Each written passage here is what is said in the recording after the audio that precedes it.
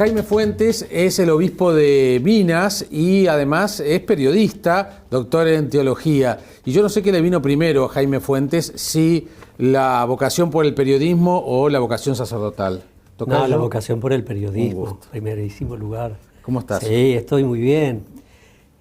Bueno, tocayos, efectivamente. Sí, ¿no? sí. Yo el sábado estaba escuchándote en Sarandí toda la mañana, un rato mientras iba en el auto. Digo, yo no puedo entender cómo hace Jaime Clara para hacer todo lo que hace. Profesionalmente en el periodismo me supera Pero totalmente. cuando a uno le gusta lo que hace... Y pones alma, corazón y vida, ¿no? Después capaz que la salud te pasa alguna Sí, factura. claro, por supuesto. Pero cuando uno hace lo que le gusta... ¿Y cómo empezó esa vocación por el periodismo? Bueno, yo tenía 19 años, terminé los preparatorios de Derecho en Uruguay, aquí en Montevideo, y no tenía el más mínimo interés por el derecho. Fui a algunas clases en facultad para convencerme que no, y me di cuenta que lo que me gustaba desde hacía tiempo era escribir, ¿no? Y en aquella época oí hablar de la Universidad de Navarra y que existía como carrera universitaria el periodismo, y en aquella época, bueno, conseguí una beca, mis padres me pudieron ayudar, me ayudaron mucho, obviamente, y me fui porque era lo que me entusiasmaba, ¿no? Me entusiasmaba. Lo que yo no contaba entonces es que esto fue, estoy hablando ya del Antiguo Testamento, digamos, ¿no? Año 64, que iba a volver en el 1974, 10 años más tarde, vestido de negro, ¿no? Porque me iba a ordenar sacerdote, ¿no? ¿Por qué pasó? Pasó que allá yo descubrí una vocación diferente con la que yo no contaba, que era, ¿cómo se puede esto? Me acuerdo de un amigo mío chileno que me dijo, ¿pero tú no te das cuenta que en el trabajo profesional el día de mañana y ahora siendo estudiante podés buscar la santidad en tu trabajo? No lo había pensado. Bueno, eso, la Universidad de Navarra fue promovida, el fundador fue San José María Escrivá de Balaguer, el fundador del Opus Dei. Entonces ahí se juntó el tema... Y ahí me di cuenta que Dios me pedía eso, ¿no? Bien, y ahí entonces te encontraste con la religión, con el sacerdocio y con el Opus Dei.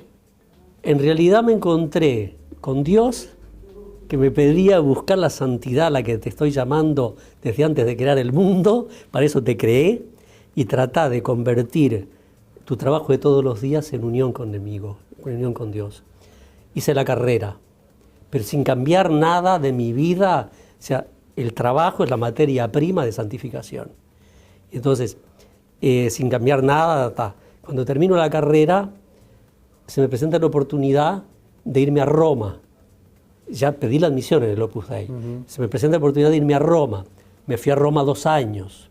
Estuve viviendo con un santo, San José María Escrivá. Volví a Pamplona y me zambullí en sobre todo en un año solamente en periodismo. O sea que estuve secretario de redacción de una revista, Nuestro Tiempo se llama, y ayudante de una materia que siempre me apasionó, que ahora la tengo en el orden de las pasiones, viene bastante abajo, que es teoría de la información. Porque el catedrático era Ángel Benito, que era un hombre realmente que me había entusiasmado esa asignatura, ¿no? Después empecé más tarde la licenciatura y después el doctorado en teología. Año 73 terminé ordenándome sacerdote porque San José María me preguntó, ¿tú estarías dispuesto a ordenarte sacerdote? Porque en el año 68, estando en Roma, yo le dije, mire padre, si usted un día quiere llamarme para ser sacerdote, los estudios los iba a tener, como todo el mundo del Opus Dei, yo estoy dispuesto. Y él, me acuerdo, me impresionó mucho, me dijo, te agradezco mucho lo que me estás diciendo, pero quiero decirte una cosa. Tú te has hecho del Opus Dei porque Dios te llamó para buscar la santidad en tu trabajo. Si yo un día te llamo al sacerdocio, porque eso es lo que Dios quiere, tienes toda la libertad para decirme que sí o que no. Si me dices que sí, me das una alegría. Y si me dices que no, me das una gran alegría también. Con esa armura de la libertad, en el año 73, cuando me dijo, ¿estás dispuesto? Entonces lo pensás un poquito, ¿no? Estoy dispuesto a dejar lo que me apasionaba. Y digo, sí, me apasiona realmente el sacerdocio. Vamos. Y del año 73 y en el 74, o sea, me ordené sacerdote en el 73, y a los pocos meses 8 meses, volví a Uruguay y desde entonces estoy acá. ¿Y qué dijo la familia? Porque la familia nunca jamás pensó que iba a venir un cura. No, desconcierto, un poco de desconcierto al principio, si bien se olían algo porque el hecho de irme a Roma a estudiar, bueno, ya era como un preámbulo, digamos, ¿no? Pero hasta que se los dije, pero recibí una gran alegría, ¿eh? Mis padres, mis hermanos, realmente. Yo tenía un hermano, porque ahora falleció hace 3 años, que estaba en Madrid. Era de los uruguayos que él se fue en el 70 para abrirse camino, recién casado se fue para allá y se quedó chocho de la vida y estuvo en la ordenación. Mis padres fueron a la ordenación también, que fue en Madrid y bueno. Y me consta que tus hermanas hasta hoy te siguen y hasta permanentemente. Ahí estábamos, ¿no? Ahí estábamos. Me consta que es así. Sí. Pero ahora vamos a hablar del tema de la comunicación, porque no has dejado de ser periodista pese a ser Bueno, ese es un sacerdote. bicho que uno lleva Por adentro. eso digo, ahora lo que cambia es cuál es el objetivo de mi comunicación. Claro, exacto, ¿no? eso cambió. Ahora vamos a hablar de eso. Sí. Pero también cuando uno elige ser sacerdote, y sobre todo a la edad que te sucedió a ti, dejas otras cosas por el camino. Sí. Digo, está todo el tema del celibato, está todo el tema de dedicarle a la meditación, a todo el tema de la evangelización, tiempos personales que un joven periodista, claro. Un manejo de la vida, del tiempo sí. y de la vida totalmente diferente. Sí, es verdad, pero no era una improvisación, entendámonos, ¿no? O sea, a lo largo de todos esos años, ya en Pamplona, en Roma, en Pamplona de vuelta, hay una estructura, es lo que me formaron en el Opus Dei, una estructura de vida que quiere decir la oración, diálogo personal con Dios, la Santa Misa, el amor a la Virgen expresado en el rezo del Rosario, o sea, cómo santificar el trabajo, qué quiere decir eso, cómo hacerlo bien, por amor a Dios, cómo entregarse, y hacer apostolado con los colegas, con los compañeros, con los alumnos. O sea, no era una improvisación. Sí, Lo que cambiaba era, de alguna manera, evidentemente que el trabajo profesional quedaba de lado para asumir una nueva profesión que es esta, ¿no? El ser cura. Bien, ¿y qué significó volver a Uruguay como obispo de Minas?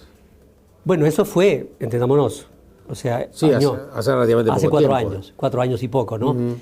En Minas, cuando el Papa, mediante el nuncio apostólico acá, me comunicó que el Papa me nombraba, que ahí estoy viendo que están pasando la fotografía con Benedicto XVI, realmente fue un shock.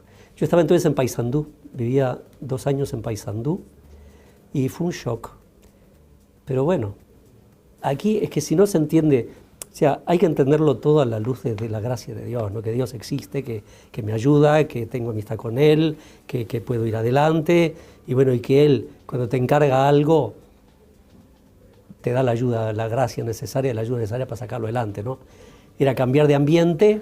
Sí, pero era llegar a una capital departamental, quienes conocemos y somos del interior sabemos lo que eso significa. Claro. Sustituir a un obispo en circunstancias complicadas. Recordemos que Monseñor Barbosa también había sido denunciado, hubo allí extorsiones, en fin, situaciones bastante complicadas que deben haber, que me consta, impactaron mucho en la sociedad de Minas. Entonces, ¿qué significa llegar a ese lugar? Además con la referencia que tiene para el interior, por sobre todas las cosas, la figura del obispo. Claro, por supuesto, exactamente. Es una referencia permanente. Total. Yo que soy de San José, el obispo es de las caras más importantes y referencias que hay. Es verdad. Todo eso yo lo tenía en la cabeza y prefería dejarlo al lado. Es decir, de hecho, frente a los temores que uno pudiera, de hecho, la gente es tan buena. Tú sabes que en 4 años, fue en noviembre del 2010, hasta hoy nadie me ha dicho nunca nada sobre lo que pasó con mi antecesor, o si me lo han dicho es en plan, bueno, qué pena, somos humanos, le puede pasar a cualquiera, tal. Nada. Eso me animó mucho en el sentido y lo sigo meditando, ¿no? Cómo la fe está por encima de las personas. O sea, que no creemos por el obispo tal ni por el cura cual, sino que creemos por Jesucristo nuestro Señor y estamos en la iglesia más allá de que el Papa sea esto, que sea el otro. Eso es precioso. Y eso en Minas lo vivo de esta manera. Y después que de hecho he recorrido todas las diócesis, todo el departamento de La Valleja, más Lascano y Aiguá. Y la gente es buenísima, ¿no? La gente es Y buenísima. la iglesia como institución, Sí. ¿no le ha fallado a los feligreses cuando aparecen los casos de Sí. pedofilia, Sí. casos como el de Lugo o en Paraguay? Yo qué sé, No, que sí, la- de terror, de terror. digo- de terror. Horrible, horrible. Ha habido en la iglesia una frase de Benedicto XVI, dijo, que me acordaba ahora con todo lo que ha pasado en Chile, en el volcán este que estalló. En un momento el Papa usó esa comparación cuando todavía estaba como Papa, ¿no? En un momento estalló un volcán del que salió una inmundicia y un pecado que resulta inconcebible. No lo puedo entender. ¿Cómo es posible que con niños, que a los niños que son los predilectos de Dios, realmente es un gran pecado? Y eso ha perdido, entendámonos, no tengo problema en decirlo. En Chile la iglesia contaba desde siempre con un 74% de credibilidad. Ahora está en el 24%.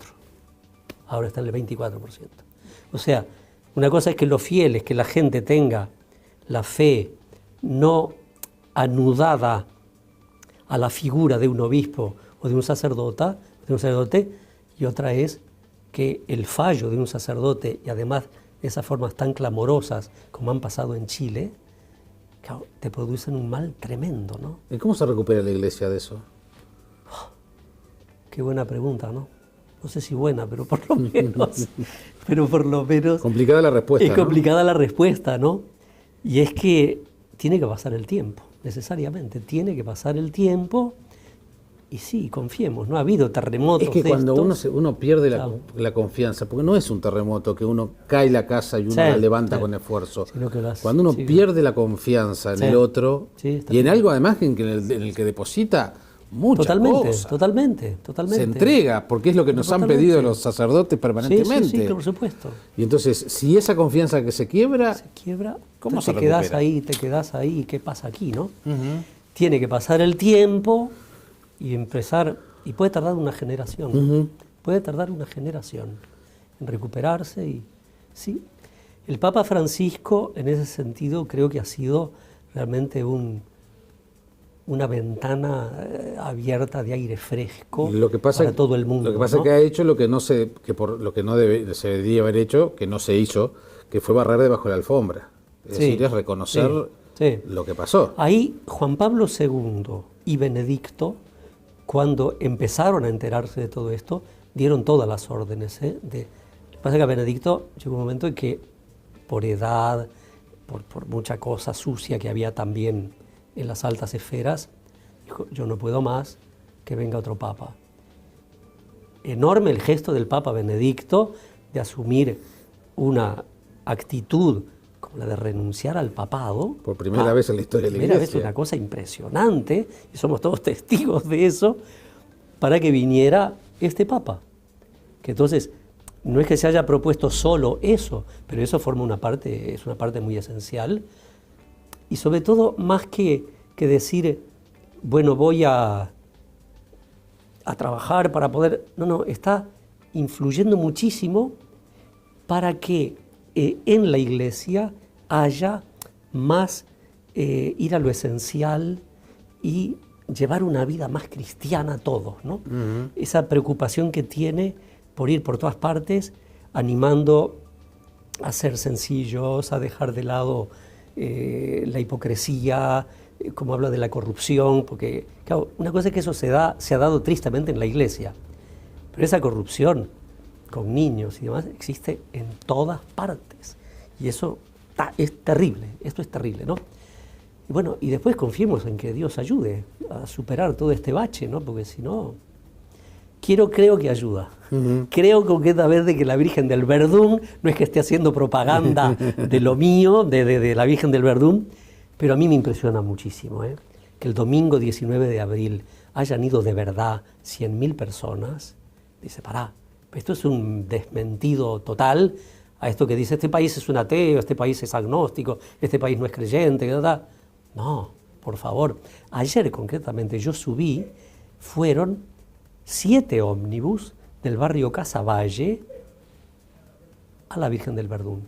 Una preciosidad de una labor educativa ahí, Los Pinos, ¿no? Fue una preciosidad, ¿no? Y hay gente muy sencilla, que tienen fe, que rezan, que tienen una confianza muy grande.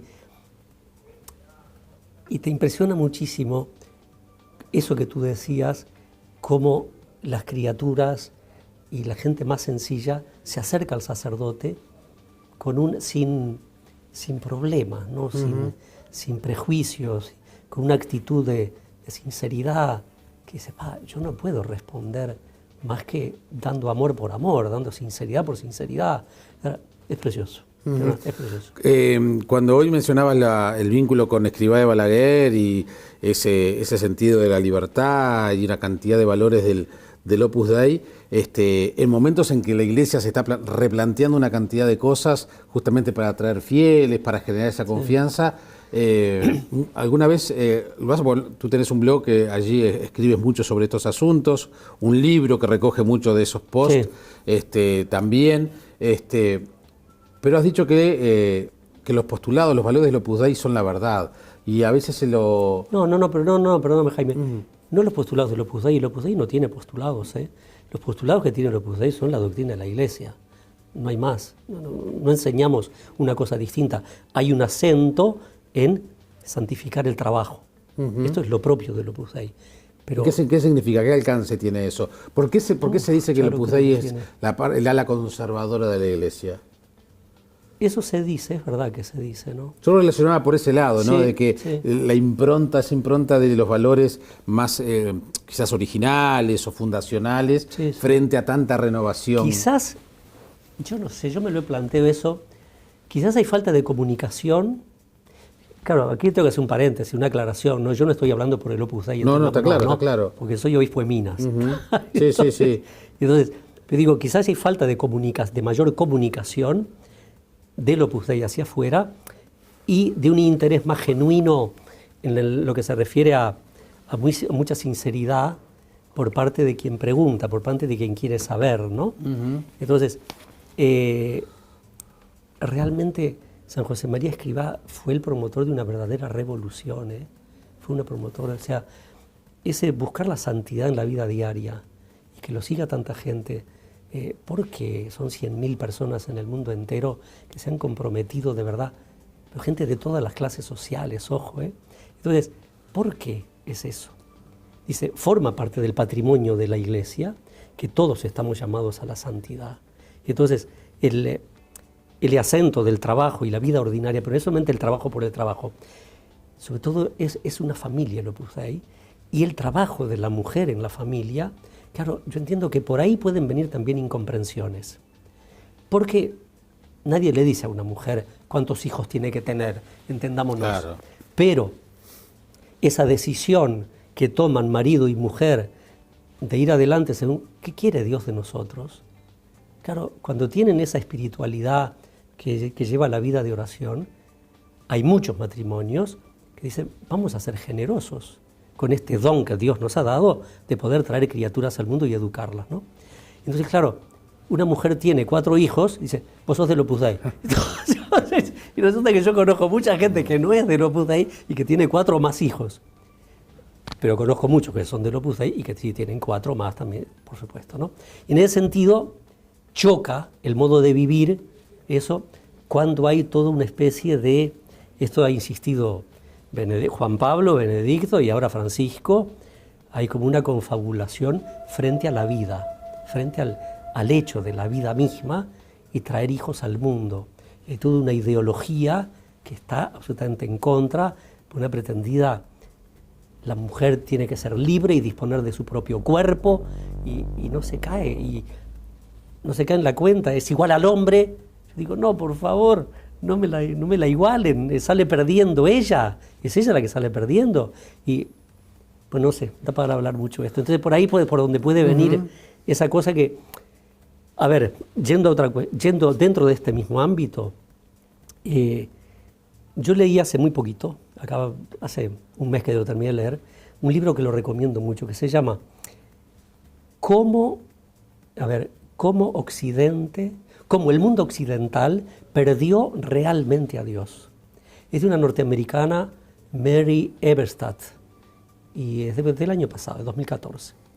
Entonces, esta mujer plantea lo siguiente: así como el ADN, viste que tiene una doble hélice, Sí, como un tirabuzón. ¿Verdad? Exactamente. Bueno, ella dice, la sociedad se apoya en una doble hélice, que es la familia y la religión. Entonces nosotros, los sacerdotes, los obispos más, nos planteamos, ¿por qué va tan poca gente a misa?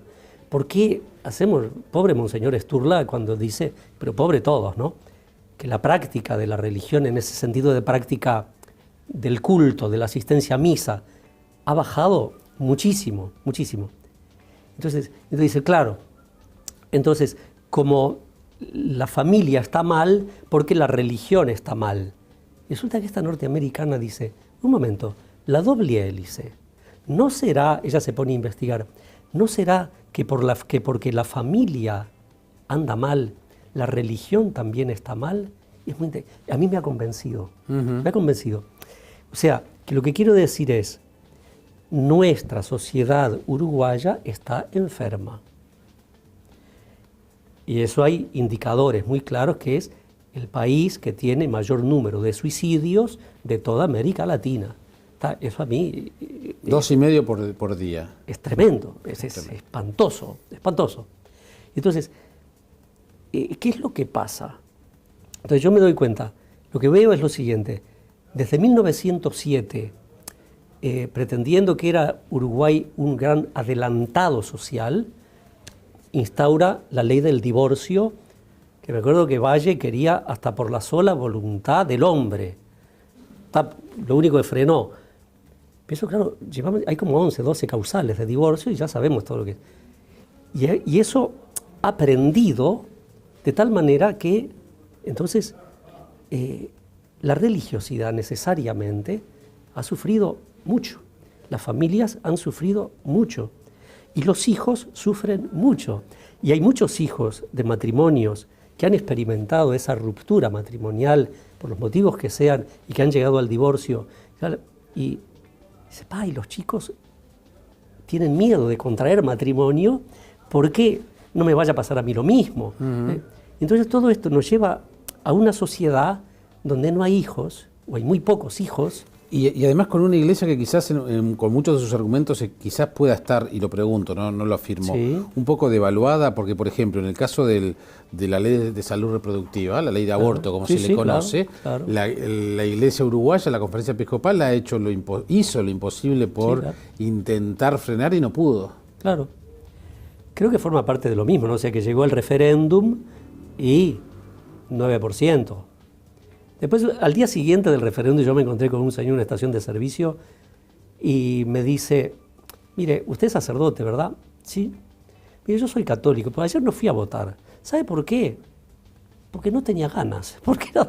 Dijo, mire que los uruguayos somos así, ¿eh? Que... Él mismo decía. Él decía, los uruguayos somos así. Pero yo no sé, no quiero entrar si los uruguayos somos así o asá. El hecho es que actualmente hay 700 abortos mensuales registrados, más los que habrá, que a nadie le interesa. Hay mucha gente, mujeres que no les interesa quedar registradas. Y digo, pero esto es una sociedad enferma, es necesario.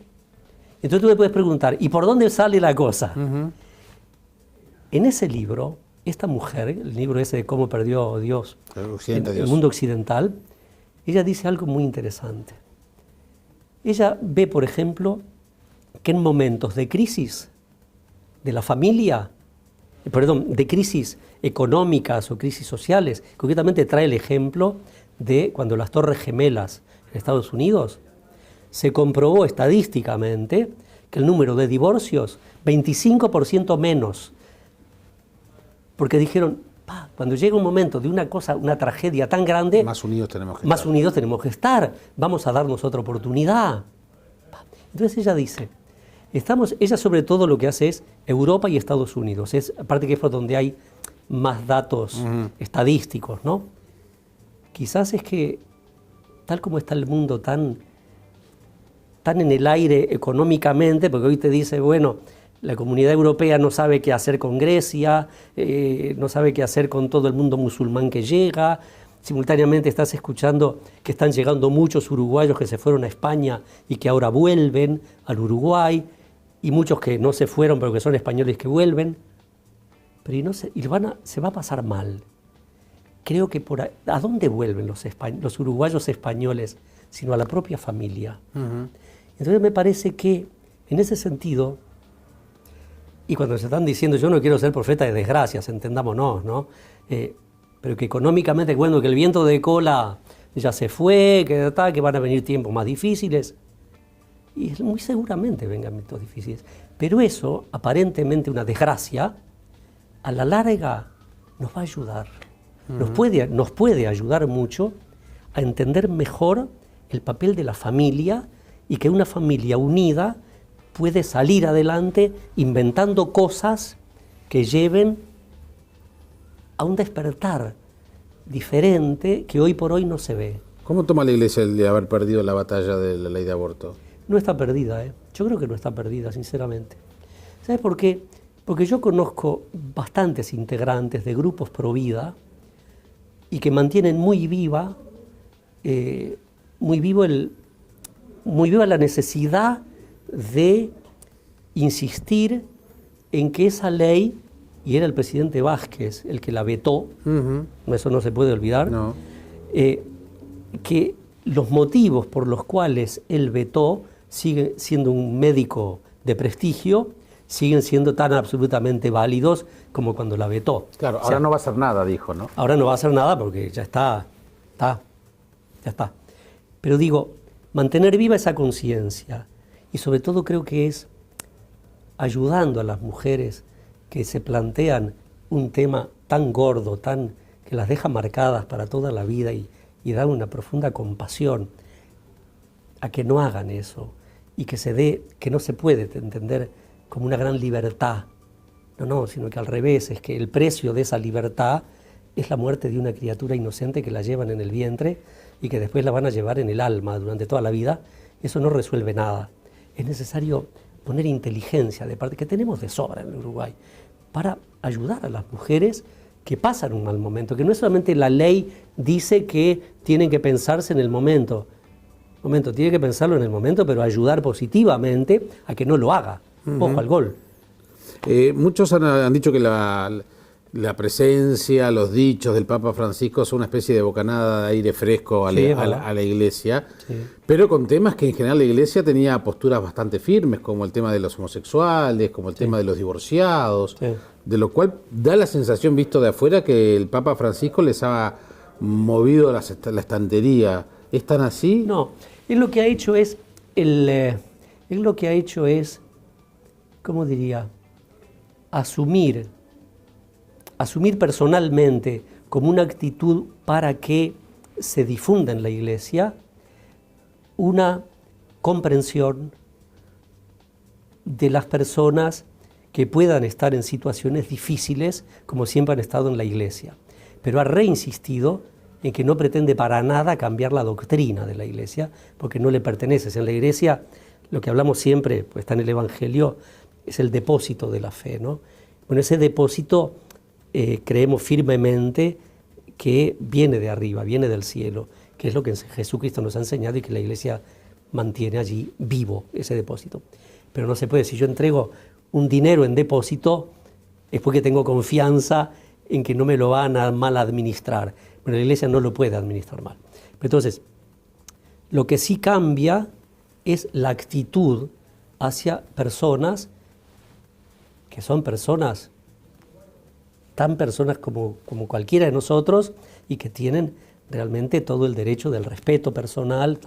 Ya después, ver cómo la Iglesia considera realmente, bueno, yo digo, yo voy en octubre a Roma al Sínodo de Obispos, donde se va a tratar de la familia en el mundo, la misión de la familia en la evangelización del mundo actual, que es continuación del sínodo que hubo el año pasado, ¿no?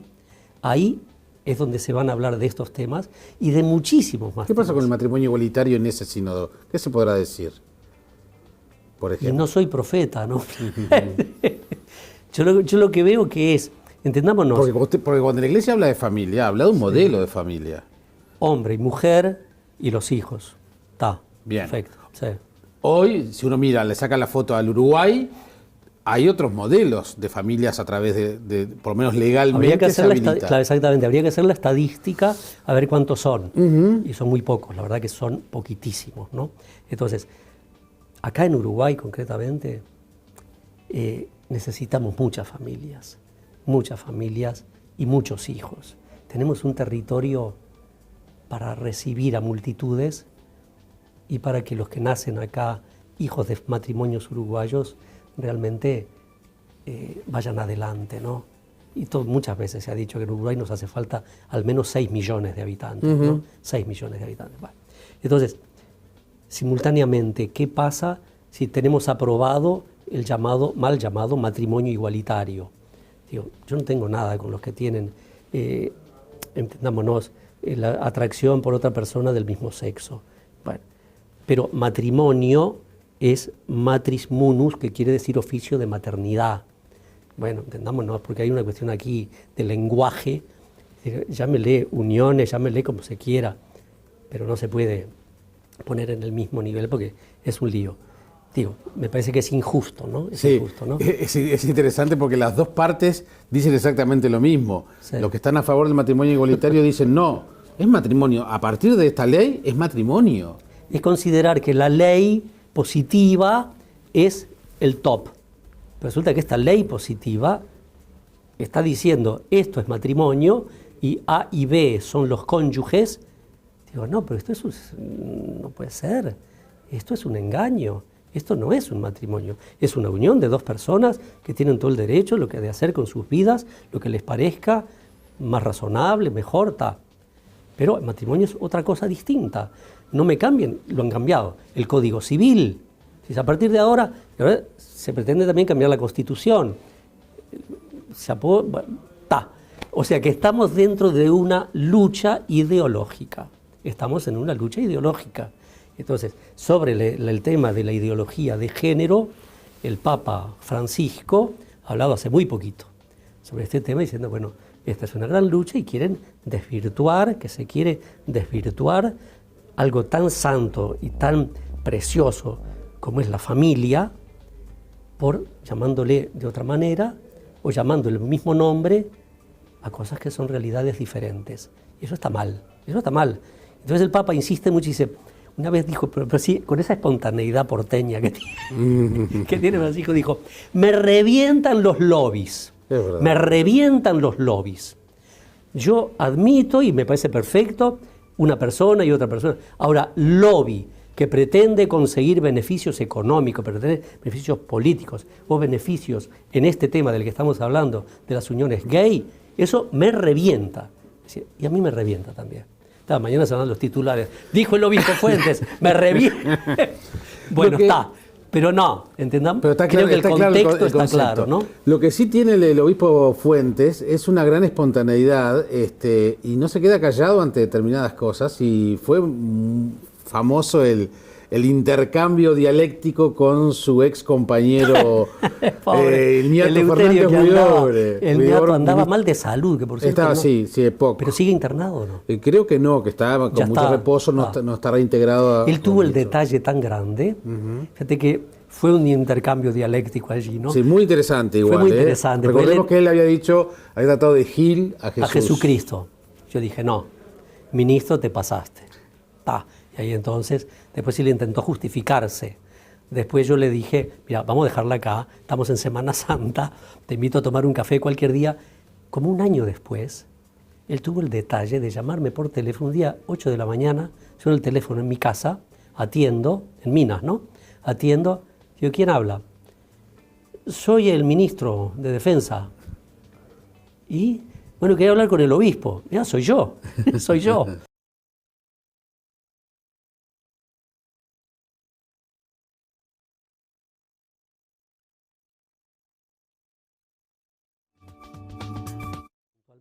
Llegó a casa, estuvimos charlando como prácticamente una hora. Es un tipo entretenido para conversar, ¿eh? Y hablamos de lo habido y por haber. Pero habían sido compañeros de los tiempos del colegio. Del colegio y liceo, ¿no? Pero él era 2 años por encima de mío.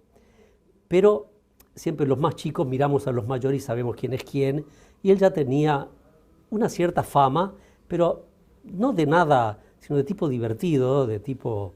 ¿Qué colegio era? Santa María, de los Maristas, en 8 de octubre y Jaime Civils. Y allí estudió todo. Y entonces, él fue compañero de clase del obispo Birs, de Maldonado. Él ahí está. Entonces, y pues me estuvimos charlando y me contaba terminaron el año, cuando él terminaron se fueron un grupo y cómo admiraba a los hermanos maristas que fueron profesores suyos y míos también.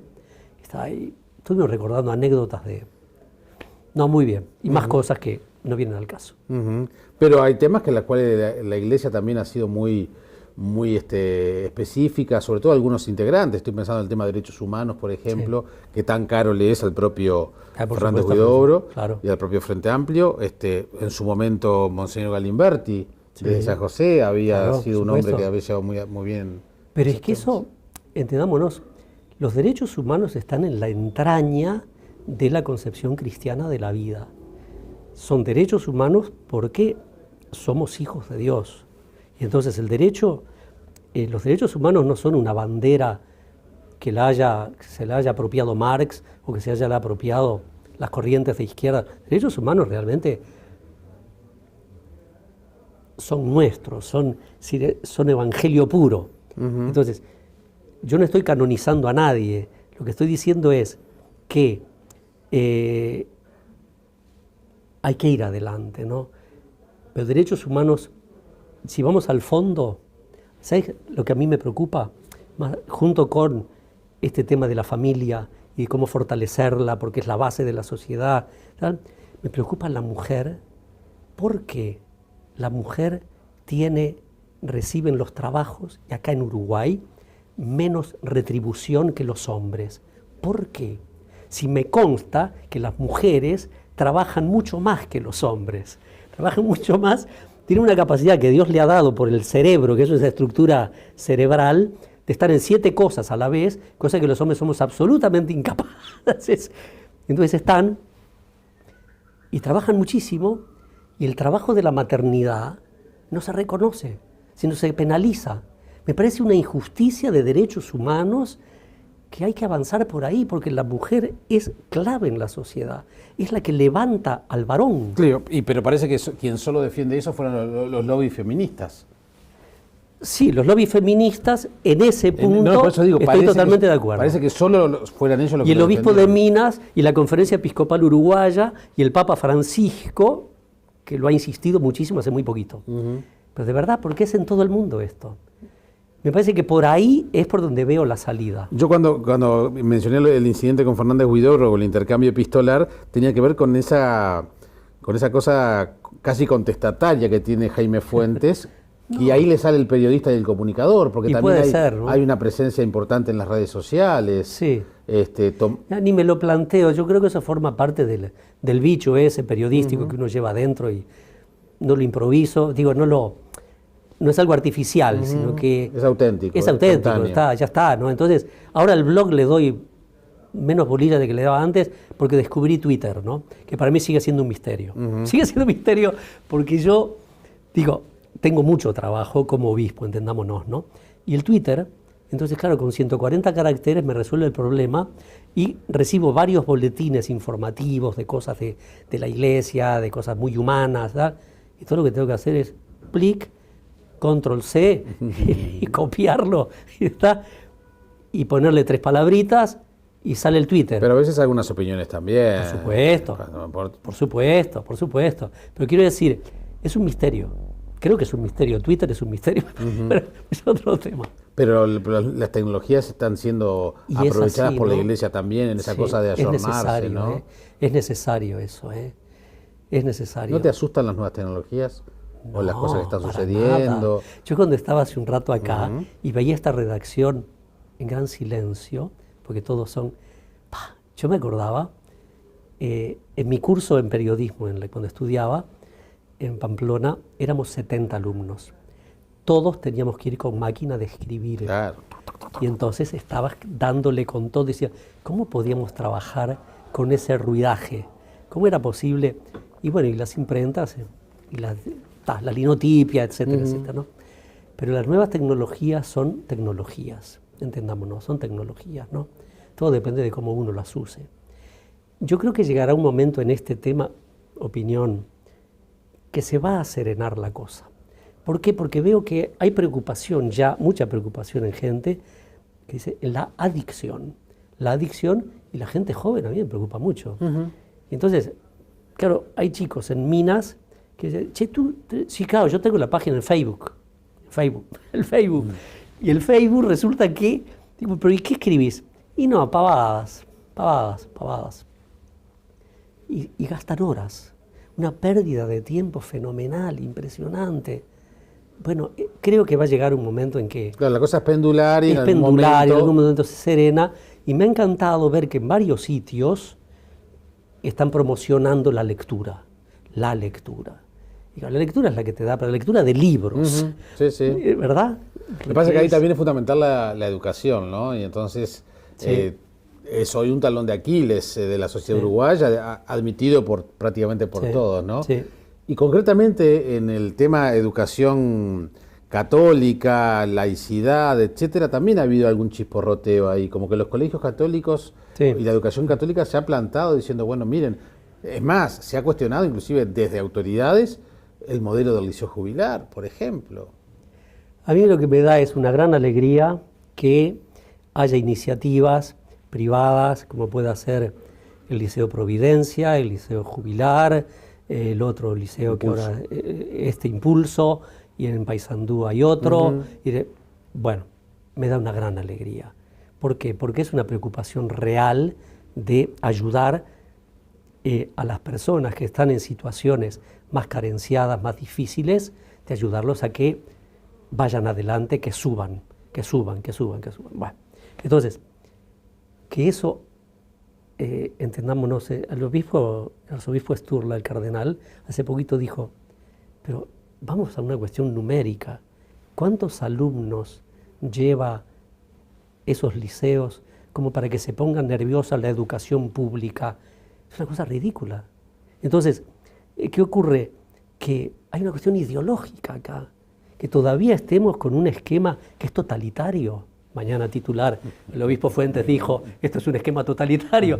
Bueno, pero quiero decir que todavía estemos con eso y que la iniciativa privada sea pretendida, se pretenda liquidarla porque estamos yendo a un modelo. No, por favor, eso ya está, ya fue, ya está de modé, ya está. Es que eso en cualquier país del mundo, por favor, existe la iniciativa privada y el deber que tiene también el Estado de ofrecer su educación. Pero el derecho de los padres de elegir y el derecho de la Iglesia y de las iglesias de sacar adelante y transmitir su propia idea de lo que es la vida, pero es que eso está en la tapa del libro, ¿no? Parece que esa pulseada ideológica, has hecho dos o tres veces mención a esa lucha ideológica, esa pulseada ideológica está siendo más fuerte de la que parece.